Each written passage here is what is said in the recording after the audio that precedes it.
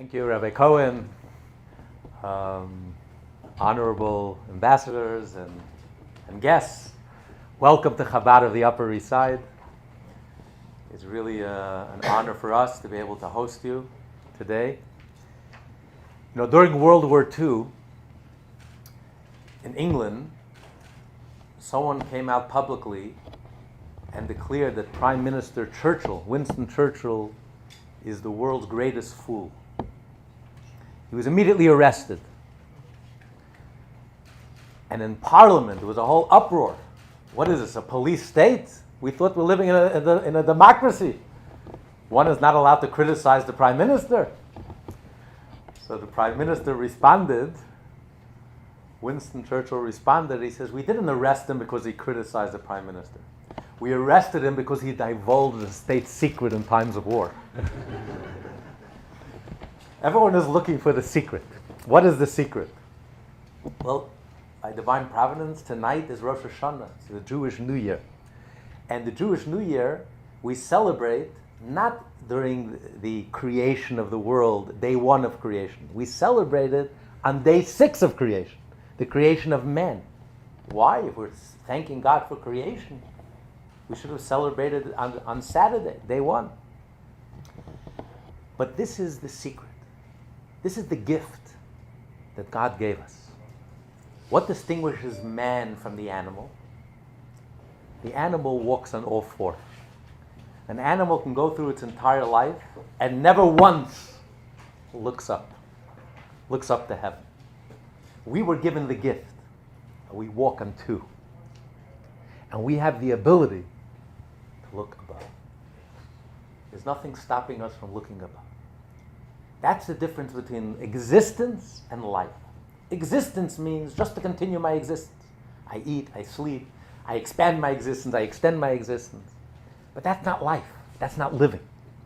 Living, life is when you ask yourself the deep existential questions. You look up. What is this all about? Why am I here? What's my mission? What's my divine purpose? What's my godly purpose? What's it all about?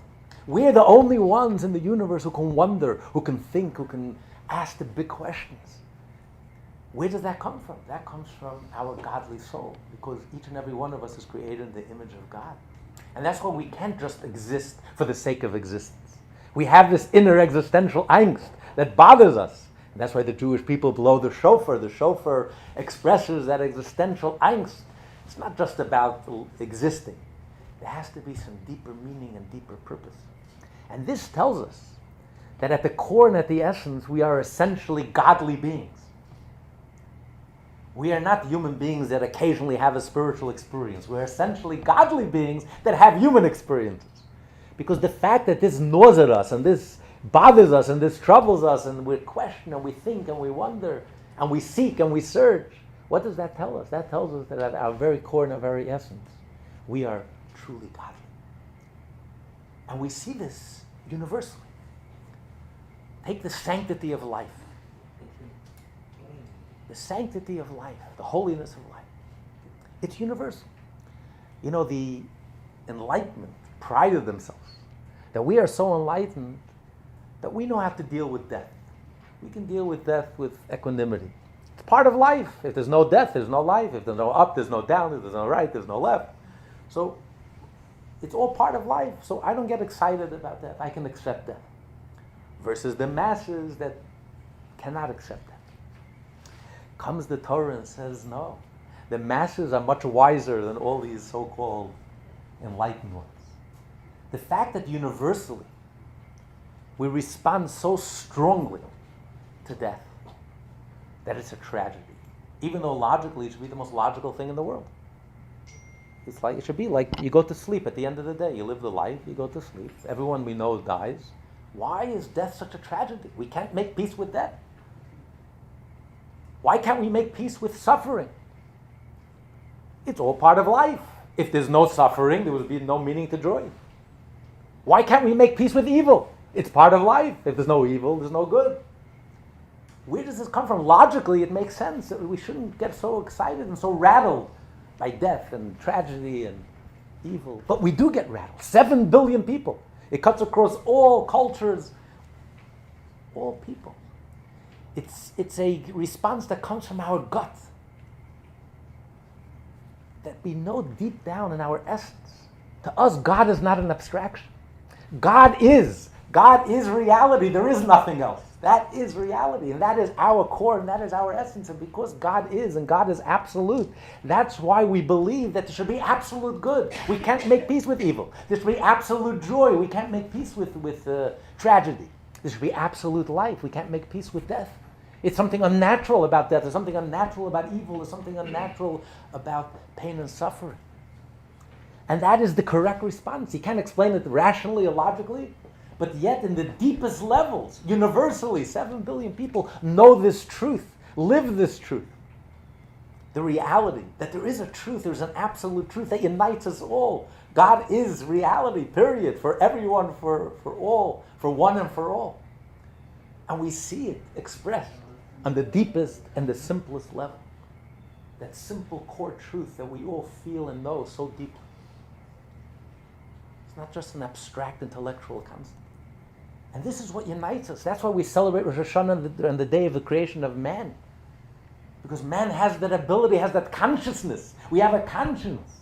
It's not just about eating, sleeping, money, power, fame, extending existence, expanding existence. It's about elevating ourselves, to lead, to connect with our inner core and our inner essence, to lead, to have a connection with godliness, that we should live with a sense of divine mission, a divine purpose. Every human being, God didn't create an extra human being in this world. Every human being plays an indispensable role in God's world. God needs every blade of grass. He needs everything that He created. And this is what Rabbi Cohen was discussing, the Noahide laws. This is what unifies us all. This is the divine, godly connection. It's the highest common denominator that unites us. It's not about dumbing everyone down and everything down to the lowest common denominator. It's about elevating ourselves, challenging ourselves, and elevating all nations of the world. And that's what the UN really symbolizes. It should be a challenge that demands and asks us to exceed our expectations, individually and collectively, to live up to our godly potential. Noah is being the ultimate role model for all human beings. Noah was heroic.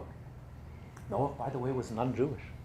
And he was heroic. He single-handedly saved the world. And he was a prophet.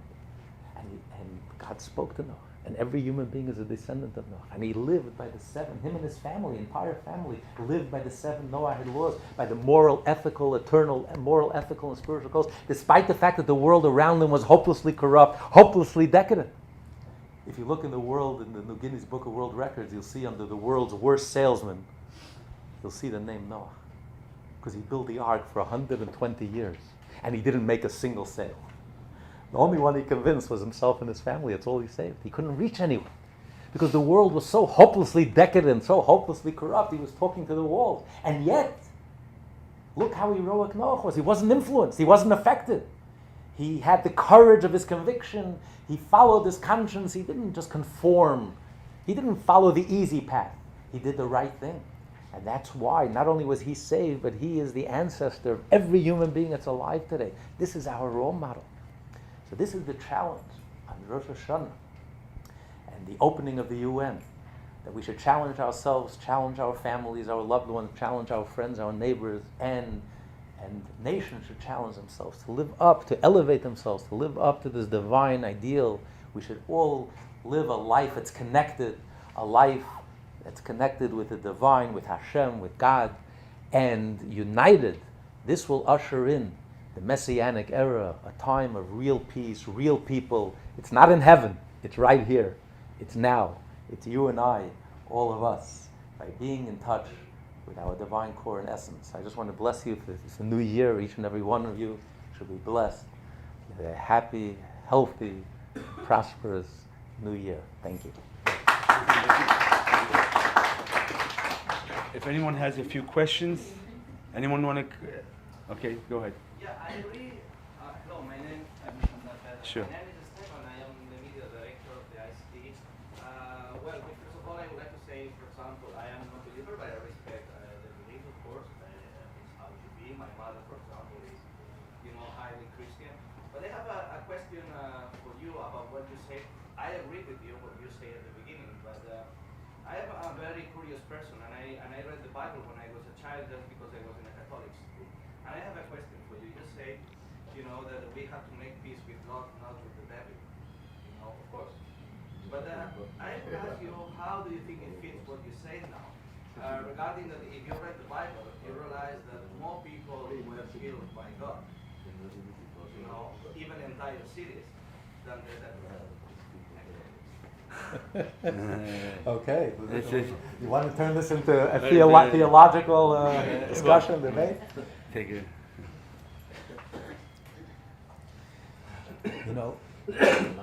Take the flood, for example. It wasn't a punishment, it was like a consequence. Nothing could exist in God's world. If it doesn't have a godly spark, it can't exist. When the world becomes 100% evil, it self-destructs. It's like Hitler's 1,000-year Reich.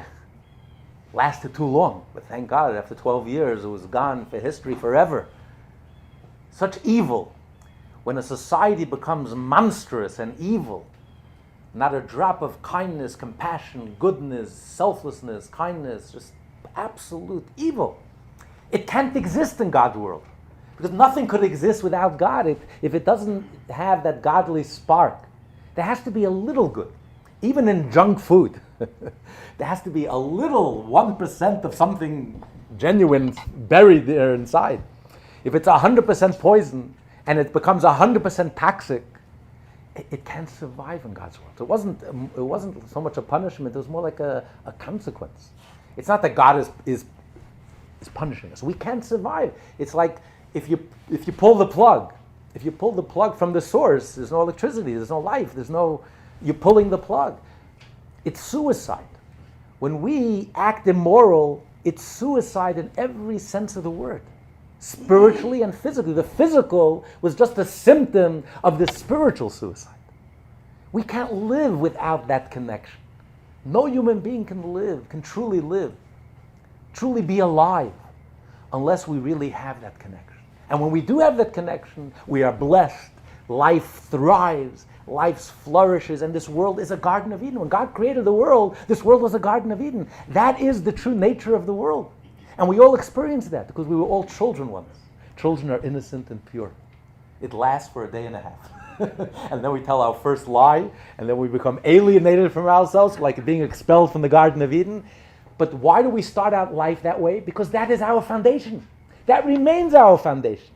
That is who we really are, that purity, that innocence, that child, not childish, you can't go back to being a child, but that childlike innocence. All the great geniuses of the world throughout history, they never lost that childlike innocence. Because they kept on asking the questions and wondering. They were in wonder of God's world and kept on asking all the questions that everyone took for granted. So that's what the challenge is. Never always be in touch with that childlike innocence and purity, because that's who we really are. Everything else is just an alienation. Yeah. And yeah, go ahead. Yes, I'd like to, my name is Katrin Haugli, I'm from Norway. I'm with the ICD in Berlin as a master's student. I'd like to revisit the topic of this talk today about the role of religious leaders in Combating extremism. Okay. And I would like, as religious leaders, are religious leaders from different faiths, are they doing enough? Okay. You can add also. Essentially, Torah was given for peace. And someone that uses religion or number one, let's start off with the positive. Religious leaders have the responsibility to build peaceful societies, to love thy neighbor, to realize that whether he's black, whether he's Chinese, whatever faith or culture he comes from, that everyone is a child of God, and whether he's a member of his society or not, or his congregation, you should respect him. Because at the end of the day, are they doing enough? Listen, the Jewish people, unfortunately, have been through many trials and tribulations throughout the ordeal of of the last 2,000 millennium, and we've sort of become introverted. So we haven't really, but the Torah is really about peace and about promoting this message to all people. And if they say if had the Jewish people taught about the 7 laws of Noah in Nazi Germany, the Holocaust wouldn't have happened. Of course, people would have felt a conscience to not just to march their neighbors into the gas chambers. But being that today, in 2017, and as we approach the new year, every single rabbi, priest, imam has the responsibility and to live, like the Rabbi Krasnianski was saying, if you're living for a higher being, then how do you kill? How do you kill? And in the name of God, it's basically misuse of God's name, and you basically misuse of power. So anyone who preaches killing, whether it's in a church, mosque, or synagogue, is not speaking in the name of God. Period. And number 2 is that they should be speaking about brotherly love and respecting all people as the nations. Again, you cannot change the difference of people's faces and people's ideals.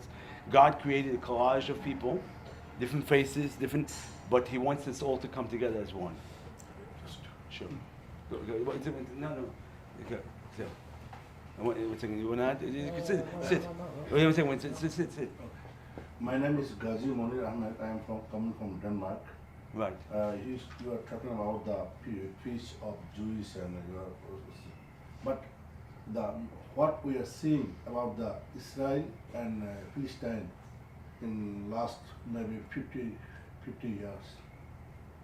The innocent body killed every day. Okay. And what kinds of initiative and you Okay. take it? Okay. Number 1, that's a political. Israel and Palestine is politics. It's not. It has nothing to do with religion. In other words, it's even though I'm going to say this, that the reason why the Jewish people are in the land of Israel and why it's holy is because God gave it to the Jewish people. Everyone's welcome to live there, but at the end of the day, it was given by God, as it says in the first paragraph of the Bible, Bereshis bara Elokim es hashamayim v'ha'aretz, that God created the heaven and the earth. So He gave it to the Jewish people. What's going on in Palestine? I don't want to go into political over here, but there's but basically, essentially, it's a holy place, and so on. Do I have one more question? Yeah, go ahead. Go ahead. Introduce yourself. You don't have to stand up. Okay. Oh, you want to? It's okay. No, Yeah. I just introduction. My name is Shoaib Ahmad. I'm the founder principal of Markazul Ulum Islamic School in London. Right. But it is that I listen to you're talking. It's good, very good. Is because we must connecting the God. Right. Then we are peaceful. The world, the peaceful yourself, everyone. But without connecting the God, you can't do anything. It is our Quran say your religious, every religious. But my question is, what is our role, the religious leaders? But is the important issue now? The extreme people like this. Islam don't allow the extreme. But what happening is, Brother Monir says, happening the innocent kill innocent people. What is your rule?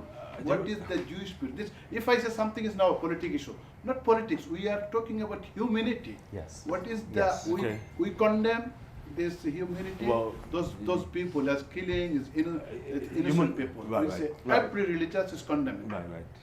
This is my question. So what is our rule? So if just very that's a very valid question. Firstly, just to start with your question, the way to God is through people. Someone says, I love God, but I use God to hurt people, then I'm not speaking in the name of God. The test if a person really has faith, it's easy to say I have faith. How do I know if a person truly has faith? It's how you deal with your fellow man, because God works through people. So a person cannot hide fanaticism behind religion and say, in the name of God, I'm going to harm and hurt. Then it's not God. Then you're on some ego trip. It's delusional. If God is involved, if there's selflessness and egolessness and genuineness and humbleness, humility involved, then you approach everyone with humility, you approach everyone with humbleness. Now, the same God that said, thou shalt not murder and thou shalt not kill, it's one of the 7 Noahide laws, Right. because life is sacred, so too, if someone abuses that life, because the whole foundation of the Torah, the whole foundation of Judaism is that life is a privilege. I know we're Americans and we have rights, but in Judaism we have no rights. All we have are privileges. God doesn't know us a thing. He gives us existence, He gives us life, He gives us success. Whatever we have, we're grateful and we're thankful. The first thing we Jews do when we wake up in the morning, as soon as we wake up, we say, thank you, God. Thank you for giving me life. We're constantly thanking. We make blessings, 100 blessings a day. Constantly, every move, everything that we do, we can't thank God enough. He doesn't know us a thing. And that's the whole premise and the whole foundation of Torah, of a Jewish approach to life. So the life is a privilege. Life is not a right, it's a privilege. Therefore, the Torah says, if someone uses life to harm another person, if you see someone down the street, you walk out of here and you see someone chasing someone down the street with a knife, you have an obligation to stop the pursuer, to stop the murderer. Because that person has lost his privilege for life. You're using this gift that God gave you to harm other people, to abuse another person, to harm another person. At that moment, you have lost your privilege, and everyone, you can't just be a spectator, you can't just be a bystander. Everyone has to get involved, and if you stand by and do nothing, you become a murderer, because you're just sitting there and allowing this murderer to get away with murder. If you believe in the sanctity of life, you have to fight for the sanctity of life. Ferociously, in World War II, we fought for the sanctity of life. And we killed for the sanctity of life. Because anyone who has dedicated his life to harm other people, it's like a tumor. What's the compassionate thing to do with a tumor? To kill it. You have to kill it. Because if you have mercy on this tumor, one cell on this tumor is going to metastasize and it's going to turn into, suicide. You want to ask one more question? Yeah. Okay, one question and we'll wrap it up. Okay, my name is Dr. Sabir Michael. I come from Pakistan and proudly say that I'm a Catholic but raised in a Muslim society as a Muslim, I must say. The question from the second speaker, I want your comment on my assumptional statement. Religion divides, but culture unites. Religion divides? But culture unites the people. Okay. The culture unites the people. I want your comments. What do you think about it? Okay. The second thing, I want to ask you that we were talking about the cultural diplomacy in the United Nations, but I want to learn from you what the religious leaders can do to strengthen the role of the United Nations in different parts of the world, when we see that because of the political failure of the United Nations, there is a huge amount of distrust and mistrust among the people in the different parts of the country. And the third question, how the religious leaders can work out with the politicians to keep the politics away from the religion.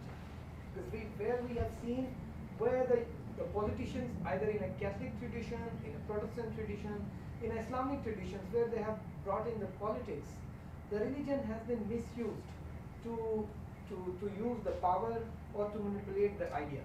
So I would like to have the brief comments on these three items. You want to answer the first part, I'll answer the other two? Sure. It's a very, very excellent question. Thank you. Actually, you don't have to look far. The worst human tragedy that ever happened in history, World War II. Where did that start? That started in the seat of university and in the seat of the revolution, the secular revolution. Hitler said, ideas have consequences.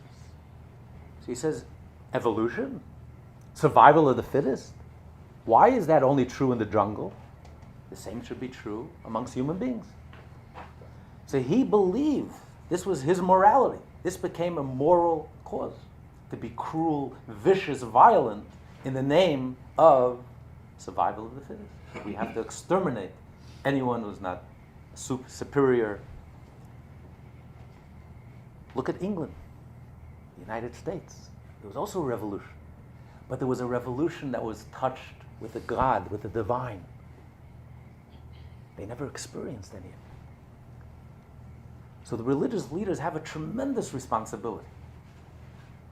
Because it's only when you really are connected, there's a humility, when there is something greater than all of us put together, when there's an acknowledgement of a truth, of something greater than all of us put together, then we have a chance to achieve unity. But when you throw God out of the picture, you end up with communism, Nazism. You end up with the worst tragedies that in human history. More people were murdered, 60 million, 70 million. Stalin murdered more Russians than Hitler. Because when you take God out of the picture, so we have an essential role to play to bring peace. And just to add that the Secretary General, both the previous Ban Ki-moon and the current, stated clearly that religious leaders and political leaders have to work together. The idea is that religious leaders should realize it's not about membership, congregations. We have to realize that we have to unite the world and respect each other for who they are, and not it's not about building your own membership. So like the rabbi was saying over here, when religious leaders take a step back and say, well, it's not about me building Judaism or Islam or building my congregation or building a building. It's about realizing why am I here? Why am I serving the people? You're serving the people because of God. And if God is real and reality, then it shouldn't affect who you are or what religion, and you should respect. There should be a common thread, and this is the bridge. The universal laws of Noah. I've had both Christian scholars, Muslim, everyone could agree when we take a step back to Noah, we're all fine. And one of the laws is thou shalt not kill, abortion, which includes abortion. We can't agree on everything, but let's agree that life is sacred, and it's a privilege, and everyone has the right to live.